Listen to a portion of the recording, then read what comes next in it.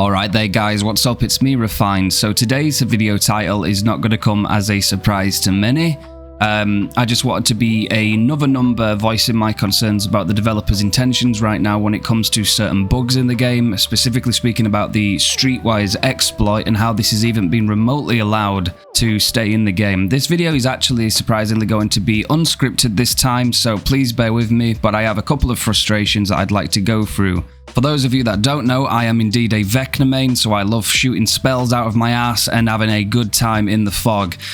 He's a P100, so I make loads of content for him, so if anybody's interested about that, please feel free to stick around and check out my channel. That would be much appreciated. However, I want to start today by explaining some frustrations with the recent announcements that the Streetwise exploit does not warrant a kill switch, and I fundamentally disagree. The developers have basically communicated through means in suggesting that it does not break the game or it takes too long to get initiated. Well, my opinion on that is, although at first attempt it might take you a while to understand how to sort of reproduce the exploit, once you've got it behind you and you bring a build that can help you do it, it's a much easier task. And honestly, a killer wasting 30 to 60 seconds in their first chase may have already given the time that's required to get this exploit going, and then you could have, a couple of survivors running around with broken infinite, engineers toolboxes, commodious toolboxes, what have you. Obviously there's medkits as well that can be part of this exploit, and as well flashlights, but to a lesser degree. And I think that behavior saying that this fundamentally does not break the game is a very fine line between what the community feels is game breaking and what the developers think is game breaking. Me personally, and my personal opinion, I think that considering the main objective of the survivors is to get those gens done and to get their asses out to survive, they bring add-ons and items that may help speed one aspect of that up, whether it be heals or it be, gen speeds. That is fundamentally what they have to do in order to win. And the issue is, when you can go in and waste 30 to 60 seconds at the beginning, which again, most killers, if they stick to a chase for 60 seconds, it's probably enough time to reproduce this bug, this exploit. So at that point, you've then got items in the game that are not functioning as intended, which unfairly speeds up one side of the game and makes it even more difficult for the other side. And this actually gets me because I do play both sides. I am Eerie 1 killer, I am Eerie 1 survivor. I've always tried to get both. I love playing both sides of the game. I actually do love Dead by Daylight, and it pains me inside to see the game fall this low, and seemingly under this year of a quality of life initiative. I mean, should we talk about that? How during this year alone, considering the emphasis was on bug fixes and balancing and sorting all those little annoyances out, it's actually gone the complete opposite direction and everything feels 10 times worse, and I feel like we almost need another quality of life initiative, this time the real version and not the one that we've actually got. I know that the year still isn't through yet and we've only just gone past halfway,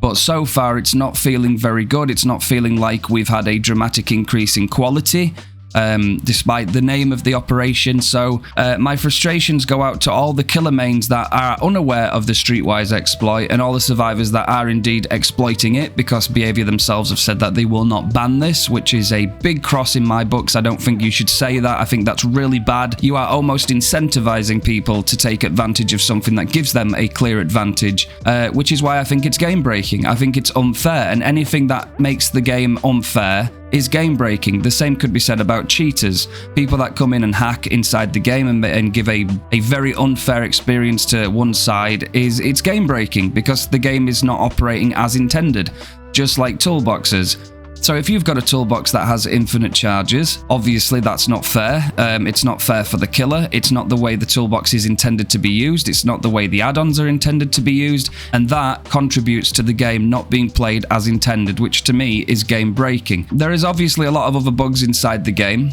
However, for this to just be considered okay for the time being, I think is a big problem. I think it doesn't hurt to satisfy 90-something% of the community and just kill switch this thing and, get around to fixing it ASAP, communicate, be transparent with the community, let them know that they are very much aware of the issue and that they've kill switched it temporarily whilst they sort things out, and then they'll get it back up and running as soon as humanly possible. I think everybody would be kind of okay with that. I don't see any objections to it. The one argument might be that, oh, okay, so there's a new player that's come into the game and they like Nier and suddenly they can't use it.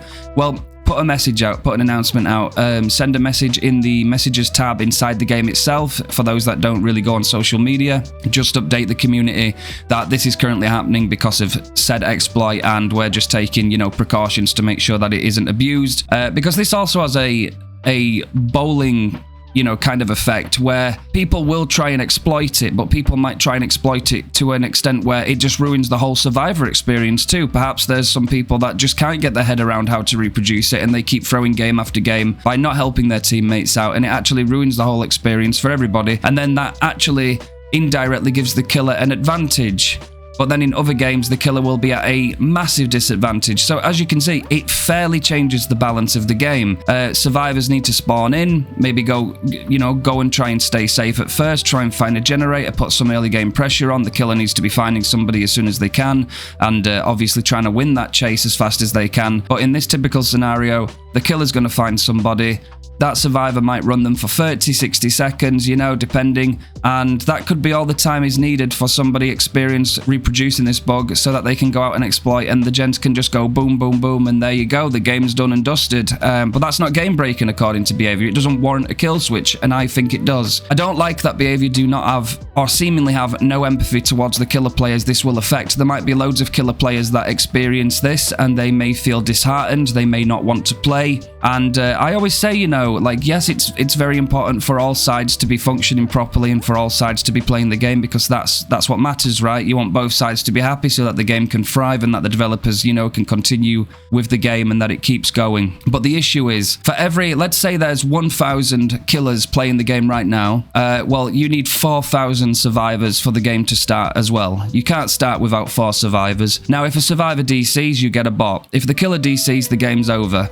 Stop shitting on killer players. Please, Behaviour. Please stop doing that. You need your killer players. Survivors need killer players. And yes, killers need decent survivors as well. This isn't a video about toxicity. This is actually the one time where I think the us versus them argument needs to be put aside, and everybody needs to come together and put the spotlight on the people that have truly delivered these bad changes, and that is Behaviour. And I think that's okay to do. I don't think it's an attack. I think it's warranted that we all just stick together and say, look, we love this game. We don't agree with what's going on. We think you should actually take our opinion right now and kill switch this bug, sort some stuff out, be transparent with the community, and maybe we can start to rebuild some trust.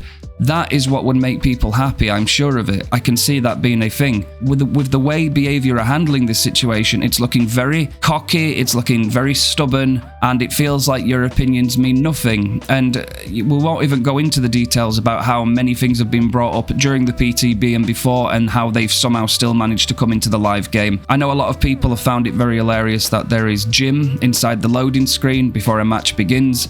And although comical, and I agree, it's very comical, it does go to show that, you know, there's questions to be asked. You know, how did this pass? If one single developer or playtester saw this, why did it even make it into the live version of the game? There's questions there that need to be answered, and I think we are at a crossroads right now with Behaviour where we need transparency more than ever. It's clear and easy to say that there are many, many more bugs that came with the Walking Dead chapter. I try to ignore them, I do, but it's everywhere. It's all over Reddit, it's inside the game itself, I can't escape it, it's very much there, and as much as Behaviour might want us all to just pretend it's not there, it certainly is, and we invest our time, we invest money, we invest patience into this game, and unfortunately it feels like it isn't looked after as soon as things start to go wrong. So yeah, Behaviour, I think you need a wake-up call. This isn't being negative, I'm not trying to throw shit at you, but I do believe that you need a wake-up call. I think you need to get transparency on the block right now. I think you need to come out, release a video, let the community know how this affects you, not just as a business, as human beings, right? And I'm pretty sure, although it might not fix the problems, coming forward, being transparent, apologising for more or less rushing out this update, because not only that, I've only touched upon the Streetwise exploit, there's also the unfair advantage of Last Stand, the new perk from Michonne. This obviously is not intended. So if this stays in the game for longer, it's just longer that we have to deal with it. And sometimes it just feels like we get nowhere trying to voice our opinions. And what's the point in forums? What's the point in subreddits if nothing happens? Anyway, that's basically it. If you enjoyed the video, please hit the like button and make sure you leave your voice underneath in the comment section below. I'd like to hear what people think about this. Again, drop a subscription if you like to see some Vecna content. I also am going to be going out into Dracula content very shortly, and then also into more generic DBD content. I have high hopes to continue content creation for this game, and I really do hope it can get its act together rather quickly, because I do love it. I do love it. I really do find I have a lot of fun on Dead by Daylight, and I don't want the game to fail. I really don't. So thank you so much for sitting there and listening to me ramble on. Have a wonderful rest of your day, and if you do decide to come by stream, I'll see you there. Take it easy. Bye-bye.